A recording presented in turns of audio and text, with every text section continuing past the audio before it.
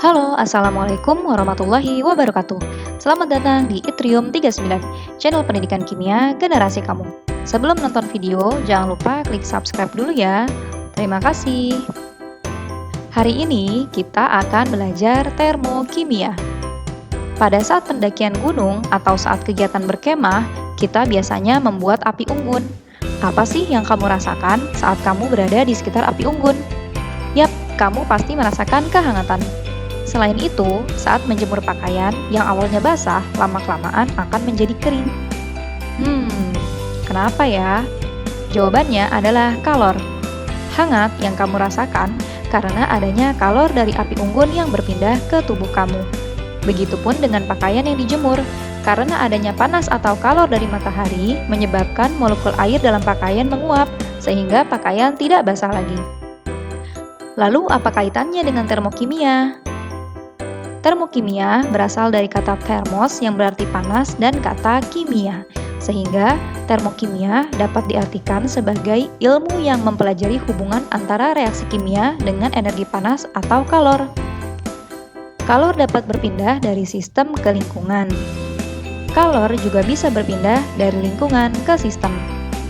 Yang dimaksud dengan sistem adalah segala sesuatu yang menjadi pusat perhatian, sedangkan lingkungan adalah yang membatasi sistem dan berada di luar sistem.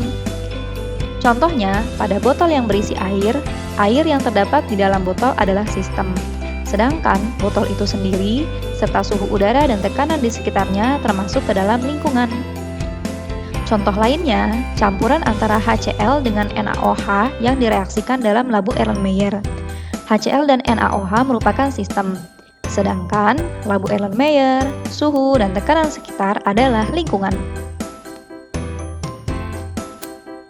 Karena kalor dapat berpindah dari sistem ke lingkungan dan sebaliknya, maka sistem terbagi menjadi 3, yaitu sistem terbuka, sistem tertutup, dan sistem terisolasi. Pada sistem terbuka, terjadinya perpindahan energi dan materi. Pada sistem tertutup, hanya terjadi perpindahan energi, sedangkan pada sistem terisolasi tidak adanya perpindahan energi dan materi. Contoh dari sistem terbuka yaitu botol terbuka yang berisi air.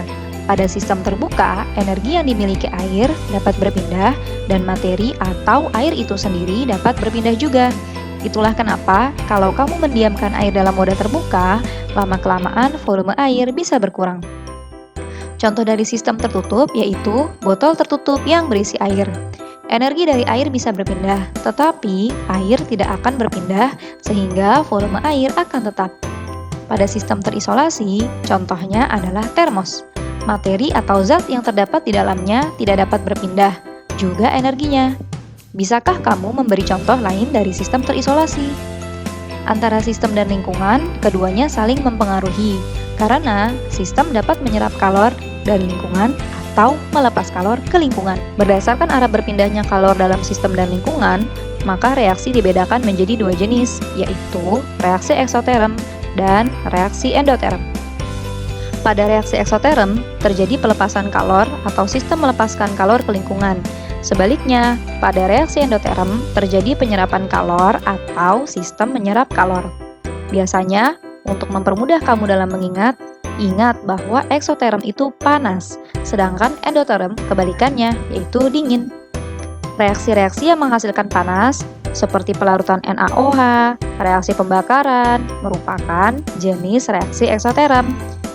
Sedangkan reaksi-reaksi yang menyerap panas, seperti pelarutan urea, reaksi antara NH4Cl dengan BaOH2 merupakan reaksi endoterm. Karena pada reaksi endoterm sistem menyerap panas, maka lingkungan akan terasa dingin. Oleh karena itu, saat kamu melarutkan padatan dengan urea dalam gelas kimia tersebut akan terasa dingin di tanganmu. Perbedaan reaksi eksoterm dan endoterm diperlihatkan pada tabel berikut. Pada reaksi eksoterm, nilai delta H bernilai negatif, sedangkan pada reaksi endoterm, delta H-nya bernilai positif. Entalpi adalah sifat termodinamika yang menyatakan jumlah energi yang terdapat dalam sebuah sistem termodinamika. Entalpi tidak dapat diukur, tetapi perubahannya dapat diukur. Perubahan entalpi dituliskan dalam simbol segitiga H, Ini dibaca delta H ya. Delta H dapat digunakan untuk mengidentifikasi jenis reaksi eksoterm atau endoterm. Contohnya, pada reaksi antara kalsium oksida atau kapur bahar dengan air seperti ditujukan pada reaksi berikut. Nah, tanda negatif di sini menunjukkan bahwa reaksi bersifat eksoterm. Wah, seru ya belajar kimia. Untuk materi termokimia sampai di sini dulu ya. Sampai bertemu di video selanjutnya untuk materi kimia yang tak kalah asyiknya. Jangan lupa like, komen, dan subscribe. Terima kasih. Wassalamualaikum warahmatullahi wabarakatuh.